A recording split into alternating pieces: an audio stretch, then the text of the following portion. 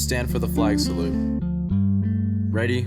Begin. I pledge allegiance to the flag of the United States of America and to the republic for which it stands, one nation, under God, indivisible, with liberty and justice for all. Good morning, students. This is the week of January 26th. I'm Andrew Ledger-Thomas. And I'm Marcus Zuniga. Today, we will be bringing you a collection of tutorials from our very own students. This is Quartz How To. As you might have noticed, this 3-week quarantine has been going on for, 10 months now. And while a lot of people have built up their routines and schedules, high schoolers have been left in this weird middle ground between responsibility and dependence, where they have to fend for themselves while also adapting to a new school environment. So I thought today I'd create a little how-to video on how to survive online school. Step 1. Okay, so unless you have a 0 period, your first class is going to start nice and early at 7:30 a.m. And to prepare for that, you'll probably want to eat breakfast, take a shower, and brush your teeth. Therefore, it's only natural that you wake up at 9 o'clock and blame the fact that you stayed up all night watching Indian dudes build pools on how your Wi-Fi went out. Step 2. Halfway through, your teacher will either unwittingly mute himself mid-sentence or just stop presenting on the screen entirely. It is pivotal, and I mean absolutely pivotal. You do not say a word. Step 3. You're going to notice that there are these little 15-minute breaks in between classes, so you can catch your breath between those extremely stressful classes you've been taking.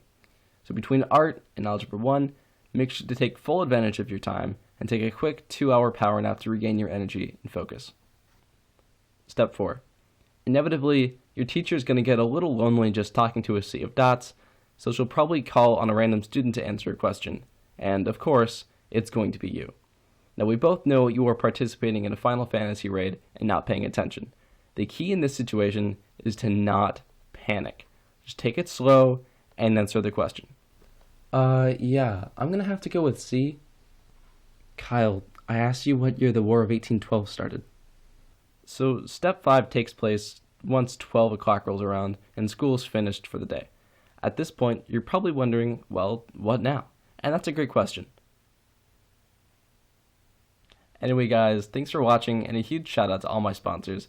Y'all are the ones keeping this gravy train chugging. See you all in the next one. Okay.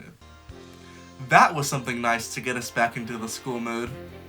How about we take a look at how to change your oil in your car? Sure, why not? And in today's video, I'm going to show you how to change the oil of your car.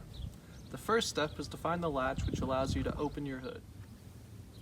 On the left-hand side of your steering wheel, usually beneath the dash, you should find a symbol that looks like this. Near the symbol, you should find a latch on the side or below. Simply pull that latch and release. Once you've opened up your hood, the next thing you're going to want to do is to find your oil dipstick. It is usually yellow or orange, and many times has a ring or a small plug that you're going to want to pull. And it'll usually say engine oil on it. For this next step, you're going to want a single or a couple paper towels. Once you've located the dipstick, you're going to want to carefully pull it out and then wipe the end of it off. Once you wipe the end off fairly good, you're going to want to carefully place it back inside, let it sit for just a second, and then carefully pull it back out. This next step you're going to inspect. There are usually going to be 2 dots that represent the band in which your oil should fall. Then you're going to look for a streak of oil to see where you land. And if that streak of oil lands in between those 2 lines, then you know that you have sufficient oil. If it's above the higher line, you know you have too much oil. If it's below the lower line, you should probably fill your oil up or change your oil completely. You can see I recently changed my oil and filled it up, so it's very close to that front line. Once you've checked your oil and determined whether you need more oil, or if you have too much oil, or if you have just the right amount of oil, you may now close your hood. And that is how you check your oil. That puts a wrap on this show, but join us next week for more how-tos. Thank you all for tuning in. And I'm Andrew Ledger-Thomas. And I'm Marcus Zuniga, and this has been the Quartz How-To. How-To.